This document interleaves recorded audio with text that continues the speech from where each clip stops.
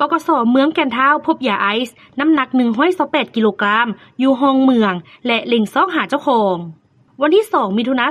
2026เวลา 12 โมงเจ้าหน้าที่กองบัญชาการปกส.เมืองแก่นเท้าแขวงชัยบุรีได้รับรายงานจากเจ้าหน้าที่ตำรวจด่านสากลน้ำเหืองเมืองแก่นเท้าว่าพบเห็นวัตถุต้องสงสัยจำนวน4เป่าวางไว้อยู่ห้องเมืองระบายน้ำจุดน้าเมียงบ้านเมืองหมอเมืองแก่นเท้าห่างจากแคมป์น้ำเหืองประมาณ270 เมตรซึ่งหน้ากับท่าวัดบ้านนากระเซงอำเภอท่าเลอจังหวัดเลยราชอาณาจักรไทย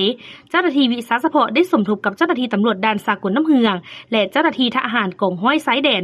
158พร้อมด้วยภาคส่วนเกี่ยวข้องลงกวดกาสถานที่และกวดกาพบเห็นยาเสพติดประเภทยาไอซ์อยู่ในเป่าดังกล่าว120ห่อ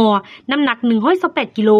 ปัจจุบันเจ้าหน้าที่ได้เก็บรักษายาเสพติดดังกล่าวไว้และพวมซอกเล็งหาเป้าหมายที่เป็นเจ้าของมาลงโทษตามระเบียบกฎหมาย